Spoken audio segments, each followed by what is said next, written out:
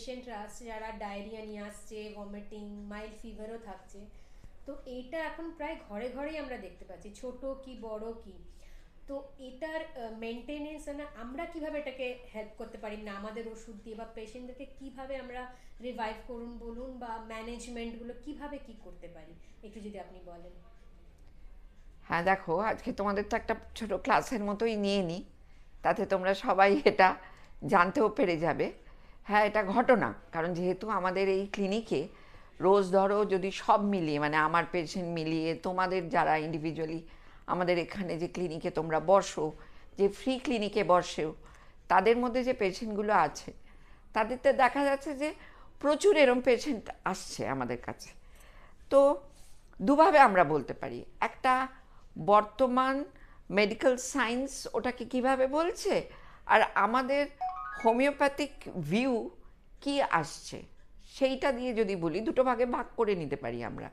তাহলে প্রথম যেটা পাচ্ছি কি না, আমরা দেখছি কিছু পেশেন্ট আসছে, তাদের হঠাৎ লুজ টুল শুরু হচ্ছে।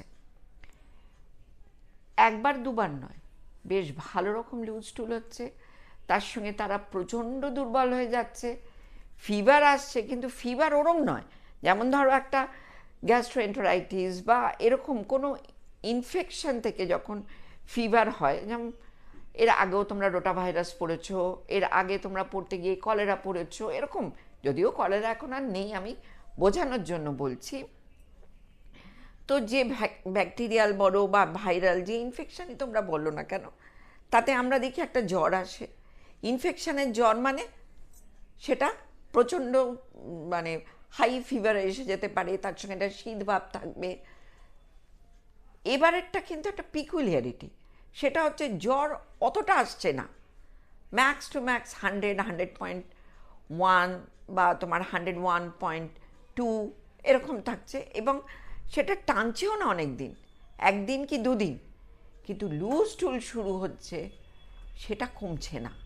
এবার লুজ টুলটাও বিভিন্ন রকম হচ্ছে। কীরকম? যেমন ধরো, কেউ বলছে একবারে ওয়াটারি, চাল ধোয়া জলের মতো, কেউ বলছে লুজ টুল তার সঙ্গে মিউকাস, কেউ বলছে লুজ টুল তার সঙ্গে ব্লাড। অ্যান্ড স্ট্রাইকিং পয়েন্ট হচ্ছে কারা এর ভিকটিম হচ্ছে। নেক্সট কোয়েশ্চেন তোমাদের মধ্যে এটা আসতেই পারে, যেটা হচ্ছে কাদের। দুটো ক্যাটাগরির লোকেদের ওরা বেশি অ্যাফেক্ট করছে। একটা হচ্ছে ছোটো ছোটো বাচ্চাদের, আর একটা হচ্ছে বয়স্ক লোকেদের, মানে যাদের ধরো 55 থেকে 70 75 বছর বয়স, এইরম লোকেরা। তোমরা তো দেখেছো যে পরিমাণ আমাদের কাছে আসছে পেশেন্ট, এই দুটো ক্যাটাগরি বেশি, মাঝবয়সী কিন্তু কম। কারণ প্রত্যেকবারই ভাইরাল আউটব্রেকে আমি দেখেছি, লাস্ট কোভিড থেকে একটা জিনিস আমরা দেখলাম, একটা পার্টিকুলার ক্যাটাগরি ওরা কিন্তু ধরে ফেলছে। কোভিডের সময় আমরা দেখেছিলাম প্রথম দিকে একরকম, বয়স্ক বাচ্চাদের কিছু হচ্ছে না, মাঝবয়সীদের সব হলো, পরের বার দেখা গেল বাচ্চাদের হলো, বুড়োদের হলো, এরকম আমরা দেখতে পাই। এবারের পিকুলিয়ারিটিটা হচ্ছে ওইরকম, মানে হয় ছোটো শিশুদের হচ্ছে, নইলে বড়দের হচ্ছে, বুঝতে পারলে? এবার যেটা আমরা, আমাদের যেহেতু অনেক রকম কন্ট্যাক্টস, নানা রকম হসপিটাল, বিভিন্ন ডাক্তার, কারণ তারাও তো আমাদের কাছে আসেন দেখাতে, তো তাদের কাছ থেকে যেটুকু জানতে পারছি যে ওরা বলছে, বা খবরের কাগজে যেটা বেরোচ্ছে, যে রোটা ভাইরাস তার মতো হচ্ছে। তার রোটা ভাইরাস বাচ্চাদের তো আমরা ভ্যাকসিন দিয়ে দেওয়া হয়, এখন তো কম্পালসারি হয়ে গেছে, বাট বাচ্চারা কিন্তু আবার অ্যাফেক্টেড হচ্ছে, ঠিক কি না? তাহলে এই ধরনের পেশেন্ট আমাদের কাছে কিন্তু প্রচুর আসছে। তাহলে এই যে রোটা ভাইরাস যেটা ধরো করলো, এবার কখন করছে, একটা জিনিস ম্যাচিং করে গেল, দেখো, সেটা হচ্ছে এই ভাইরাস লোড যদি আমরা বলি, আমাদের অ্যাটমসফিয়ারেই বলো বা আমাদের সব কিছুর মধ্যেই বেড়ে যায় যখন আমরা দেখি ঠান্ডা থেকে গরম, আবার দেখবে গরম থেকে ঠান্ডা। এই সময়টা ওরা কিন্তু মানে বড্ড বেশিভাবে অ্যাটাক করে। ইমিউনিটি সামহাও, আমি আমার এক্সপিরিয়েন্সে দেখছি, লাস্ট 5-6 ইয়ার্সে কিন্তু প্রত্যেকটা মানুষের ইমিউনিটি হঠাৎ করে ধাই করে নিচে নেমে গেছে। মানে আমাদের ভাষায় যদি হোমিওপ্যাথি ভাষায় বলি, সাসেপ্টিবিলিটিটা কমে গেছে। পার্টিকুলার কিছু কিছু ডিজিজের ক্ষেত্রে আমরা দেখছি, বিশেষত ভাইরাল ডিজিজের ক্ষেত্রে আমরা দেখছি আমাদের ইমিউনিটি কিন্তু গেছে, আর লড়াই করতে পারছে না, ফলে সিমটম দিচ্ছে। বুঝতে পেরেছ? আর তোমরা এরপরে নেক্সট তোমরা কি জানতে চাইবে? তোমাদের প্রশ্ন কি থাকতে পারে? আমি জানি সবাই আগ্রহের সঙ্গে বসে আছো যে মেডিসিন কি দেব, ঠিক আছে, মেডিসিন অ্যান্ড ম্যানেজমেন্ট। ম্যানেজমেন্ট। তাহলে মেডিসিনটা যদি আমি বলতে চাই, তাহলে মেডিসিন আমি বলবো যে পরপর তোমাদের কিছু মেডিসিনের নাম আমি বলে দিই, কিন্তু তার সঙ্গে এই যে দুর্বলতাটা আসছে, এই যে জ্বরটা হঠাৎ একটুখানি এসে থেমে গেল, বেশিরভাগ লোক কিন্তু এটাকে ভাবছে ফুড পয়জনিং বলে। প্রথম দিকে আমাদের কাছে পেশেন্ট এসে ফার্স্টেই বলছে কিন্তু যে অমুক খেয়েছিলাম, তমুক খেয়েছিলাম, বিয়েবাড়ি খেয়েছিলাম, কারণ বিয়ের গেল ডিসেম্বর থেকে শুরু হয়ে গেছে বিয়েবাড়ির আমাদের মানে বেঙ্গলে তো এই সময় খুবই বিয়ে টিয়েগুলো চলে ডিসেম্বর, জানুয়ারি, ফেব্রুয়ারির প্রথম দিক অবধি, চৈত্র মাস এলে আর হবে না। তো তার থেকে বলছে, কিন্তু আমরা অনেকেই কনফিউজড হয়ে যাই যেটা ফুড পয়জনিং বলে। এটা আমার তোমাদের সকলের কাছে মেসেজ যে তোমরা যখনই এরকম পেশেন্ট তোমাদের কাছে আবার এলো, তোমরা কিন্তু এটা ফুড পয়জনিং বলেই একটা এন্ড টেনে দিও না। যদিও হোমিওপ্যাথির ক্ষেত্রে ফুড পয়জনিং হোক, ভাইরাল হোক, ব্যাকটেরিয়াল হোক, যেমন এর আগেও আমরা বলেছি, এই সিমটমটা যদি আমি এরমভাবে ধরি, তাহলে এই সিমটমের সঙ্গে আমার মেডিসিনের সিমটম যখন মার্চ করে যায়, তখন ডিজিজটা বেরিয়ে চলে যায়। এর আগেও তোমরা অনেকবার আমি এই একই কথা বলেছি, যেটা আমাকে পরিমল ব্যানার্জি শিখিয়েছিলেন, সেটাই আমি আজ শেয়ার করছি। আজ প্রতিটা মুহূর্তে কিন্তু পরিমল ব্যানার্জির কথা আমার মনে পড়ে যায়, কারণ উনি এইভাবেই আমাদের ডেকে ডেকে হঠাৎ করে এগুলো বলতেন, যাতে এই মেসেজটা তার প্রত্যেকটা স্টুডেন্টদের কাছে পৌঁছে যায়। কেমন? এইবার ধরো এটাকে সামলাবো কী করে? ওষুধের কথা তো পরে। তাহলে আমরা কি দেখব যে ওর শরীর থেকে জল বেরিয়ে যাচ্ছে। শরীর যখন জল বার করে, সে শুধু জল বার করে না, তার শরীরের ইলেকট্রোলাইটগুলোও বেরিয়ে চলে যায়, অর্থাৎ তার ইন্টেস্টিনের শোষণ করার ক্ষমতাটা কমে যায়, পেরিস্টলসিস বেশি হয়ে যায়, ফলে পায়খানা হয়ে বেরিয়ে যায়। তো তখন আমাদের পেশেন্টকে কি বলতে হবে? যে খাওয়া দাওয়ার দিকে একটু নজর দিতে হবে, অর্থাৎ এই কটা দিন তারা রিচ স্পাইসি ফুড খাবে না, হালকা বাড়িতে ঝোল ভাত, কাঁচকলা সেদ্ধ যেমন আমাদের মায়েরা দিত সেই রকম খাবে, চিড়ে সেদ্ধ খাবে, মুড়ি খেতে পারে, আলু সেদ্ধ খেতে পারে, বার্লি এখন পাওয়া যায় না, কিন্তু আমরা দেখেছি বার্লিকে যখন প্রচণ্ড ফুটিয়ে দিয়ে বার্লির কালারটা যখন চেঞ্জ হয়ে যায়, তার শরবত করে খায়। আজকালকার ডাক্তাররা কিন্তু কেউ বার্লির কথা বলে না, ওটা বাদ, কিন্তু আমরা বলি। পরিমল ব্যানার্জি বলতেন, আমি বলি, এবং আমি তোমাদের বলবো যে তোমরাও বলো এটা খেতে। আর নুন চিনির জল ঘরোয়া, ওই বাইরে গিয়ে একটা ওআরএসএল কিনে নিয়ে আসলাম, ওআরএস নিয়ে এসে নিলাম, কারণ আমি তো জানি না যে এই যে লুজ টুলটা হলো কার হলো, প্রেশারের রুগীর হলো কি? কারণ আমার কাছে 2-3 জন রুগী এসছে, তার হলো, তার সঙ্গে তার প্রেশার বেড়ে গেল। এবার তোকে যদি আমি নুন চিনির জল খাইয়ে দিই, তাহলে তো তার আরেকটা গন্ডগোল হবে। সাধারণত তো দেখো কত কন্ট্রাডিক্টারি, তার লুজ টুল হচ্ছে, সাধারণত কী হয়, তার বিপি তো কমে যাবে, তার বিপি বেড়ে গেল। এখানে হোমিওপ্যাথির মজা। হোমিওপ্যাথি কিন্তু এখানে সুন্দর করে বুঝিয়ে দেবে যে এর আলাদা ওষুধ হবে, ওর আলাদা ওষুধ হবে। বোঝাতে পারলাম? তাহলে এই হলো তার খাওয়া দাওয়া আর অ্যাবসলিউট রেস্ট। ডাক্তারদের ক্ষেত্রে সেটা হয় না, ডাক্তারদের ওই নিয়েও কিন্তু বারবার বাথরুম যেতে হয়, আর এসে এসে বসে বসে রুগী দেখতে হয়। তোমরা যেহেতু ডাক্তার, আমাদের এই আমাদের যে অর্গানাইজেশন আজকে সারা পশ্চিমবঙ্গের কর্নারে কর্নারে আমাদের কিন্তু ইউনিট ছড়িয়ে পড়েছে। তোমরা ক্যাম্পে যাচ্ছ, বিভিন্ন জায়গায় বিভিন্নভাবে তোমাদের এক্সপোজড হতে হচ্ছে নানা লোকেদের কাছে, নানা রকম রোগের কাছে। তো তোমাদের নিজেদের ফিট রাখতে হবে, অসুখ করলেও তাকে সামলে নিয়ে যেতে হবে। কেমন? এইবারে তাহলে নেক্সট তোমাদের কোয়েশ্চেন আসবে যে ম্যাডাম এবার ওষুধগুলো পটাপট বলে দিন। তাহলে প্রথম ওষুধ যেটা আমাদের প্রথমে আসবে, যে কি কি ওষুধ আমাদের আসতে পারে।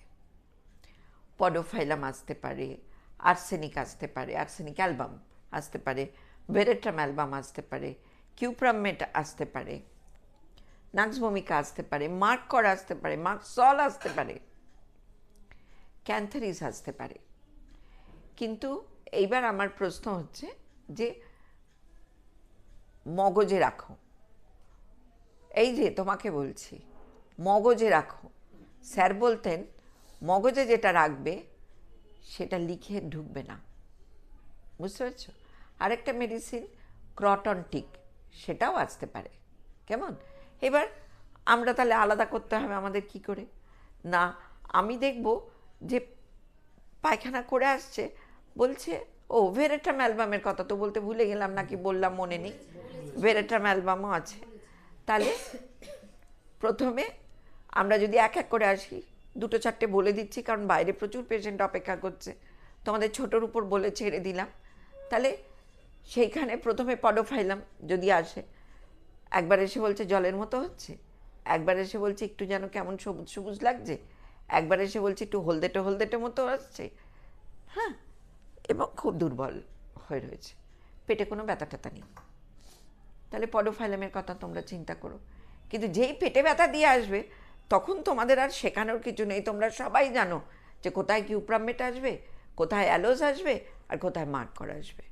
তবে মার্ক করের ক্ষেত্রে মিউকাসটা বেশি, ক্র্যাম্পটা বেশি, রিলিফ নেই। অ্যালোজের যেমন ধরো পটি করে এলো একটু আরাম, কিন্তু প্রোফাউন্ড উইকনেস। আরেকটা জিনিস আমি তোমাকে বলি, সেটার কথা ভুলো না, এটা খুব আনকমন একটা মেডিসিন, তোমরা শিখে রাখো, phosphoric acid. Phosphoric acid Pampa যেমন বলছে, পম্পা কিন্তু জানে যেটা ফসফরিক অ্যাসিড দিতে হয়, কারণ জোরে ঘাটটা নেড়ে দিয়েছে, মানে আমি জানি। তো ফসফরিক অ্যাসিড সেটা হলো যে পেশেন্ট এতবার পায়খানা করলো কিন্তু ও একটুও দুর্বল নয়, সে ফিরে এসে রুগী দেখে বাড়ি চলে গেল, হ্যাঁ, তাহলে তারা আসবে। কিন্তু যদি ক্র্যাম্প এসে যায় পায়ে, বুঝেছ কেন না, তার এত শরীরে ভেতরে অ্যাসিডোসিস স্টার্ট হয়ে গেছে, ফ্লুইড বেরিয়ে গেছে, ইলেকট্রোলাইট ইমব্যালেন্স হচ্ছে, তার মাসল ক্র্যাম্প হচ্ছে। থিঙ্ক অফ কিউপ্রামেট, ঠিক আছে? প্রচণ্ড দুর্বলতা, উঠে দাঁড়াতে পারছে না, তাহলে হয়ে যাবে তোমার ভেরেট্রাম অ্যালবাম, আর্সেনিক, এই গ্রুপটা। আর একবার একটা পায়খানা করলো আর একেবারে বিছানা নিল, আর উঠতেই পারছে না, বলো কি মেডিসিন? ক্যাম্ফার, ঠিক আছে? এটাও পম্পা জানে, ঠিক আছে? আমি বলার পর বললো, খুব দুষ্টু মেয়ে।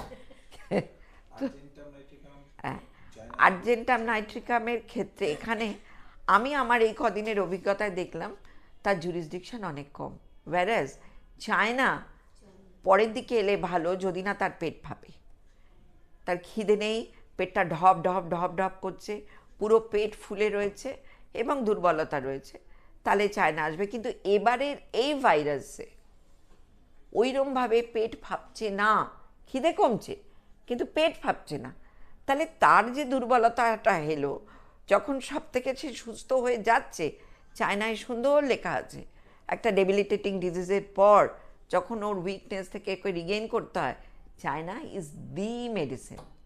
তাহলে ওইটা রইল, বুঝতে পারলে? এই ছোট্ট একটা জিনিস তোমাকে এই রুগীর ফাঁকে, তোমাদের আজকে এই ব্যস্ততার দিনে প্রায় 100 জনের ওপর বাইরে অপেক্ষা করছে, খানিকটা শেষ করে তোমাদের বলে দিলাম, বাকিদের ওরা আমাকে একটু বকবে, কিন্তু এটা যখন আমরা বাইরের লোকেরা দেখতে পাবে তখন আশা করি আমার ওদের উপকৃত হবে। এবং তোমাদের যদি এর মধ্যে কোনো রকম কোনো কোয়েশ্চেন থাকে যে এটা আমি একটু জানতে চাই, বুঝতে চাই, তাহলে আমাকে পরে বলো, আমি তোমাদের বলে দেবো, কেমন? হ্যাঁ, জেনাস এপিডেমিকাস, যেটা আমাদের মানে হোমিওপ্যাথিক ফিলোসফিতে অর্গানন অফ মেডিসিনে যেটা বলা হচ্ছে আর কি, সেক্ষেত্রে আমি তো বলবো যে আর্সেনিক অ্যালবামটা এখন দেওয়া যেতে পারে, ঠিক আছে? থ্যাংক ইউ ম্যাডাম, আমাদেরকে এত দামি কথাগুলো বলার জন্য, আর আমরা অনেক কিছু নলেজ গেইন করলাম। তো ম্যাডাম, এরকম যদি আরো ছোট ছোট বিষয় নিয়ে আপনি বলেন, তাহলে আমার মনে হয় আমরা খুব লাকি হব এটাকে জানার জিনিসগুলো জানার জন্য, প্লাস যারা শ্রোতা যারা শুনবে বা শুনছে আমাদের চ্যানেলের থ্রুতে তারাও উপকৃত হবে। ম্যাডাম আর একটা ছোট্ট রিকোয়েস্ট, এরকম অনেক হোমিওপ্যাথ স্টুডেন্টস বা ডক্টরসরাই আছে যারা খুব ইচ্ছুক এই ব্যাপারগুলো দেখার জন্য বা জানার জন্য, তারা যদি কোনোভাবে আমাদের সাথে কন্ট্যাক্ট করে তাহলে কি আপনি তাদেরকে নেবেন বা জানাতে ইচ্ছুক হবেন? দেখো, আমার কাজ ডাক্তার হিসেবে যেমন রুগী দেখা, তেমন একজন হোমিওপ্যাথি লেখাপড়া শেখা মানুষ হিসেবে আমার উচিত যে আমি যেটুকু অভিজ্ঞতা অর্জন করেছি সেটা আর 5 জনকে জানানো, এবং সেই 5 জন সাধারণ মানুষকে জানিয়ে খানিকটা লাভ আছে, কিন্তু যদি একজন ডাক্তার সেটা জেনে যায় এবং সেটা যদি ব্যবহার করে, অ্যাপ্লাই করে তাদের রুগীদের জন্য, তাহলে কিন্তু সমাজ উপকৃত হবে। তো যখন আমার একটা সামান্য কথাতে যদি বা আমার একটা সামান্য নলেজটাকে শেয়ার করে যদি সমাজের উপকার হয়, কিছু ডাক্তারের জ্ঞান অর্জন হয়, তাহলে তো আপত্তি করার কোনো প্রশ্নই আসছে না। তুমি তোমার কাছে সেরকম কেউ আসুক, বলুক, তোমরা অ্যারেঞ্জ করো, আমার চেম্বারের শিডিউল কিরকম কি আছে দেখে নিয়ে নিশ্চয়ই করবো, কেন করবো না? এটা তো করা উচিত। আমাদের ডক্টর পরিমল ব্যানার্জিও করতেন, আমিও করবো। এটা তো আপত্তি করার কোনো কথা না, বরঞ্চ আনন্দের সঙ্গে করবো। Thank you madam, thank you so much.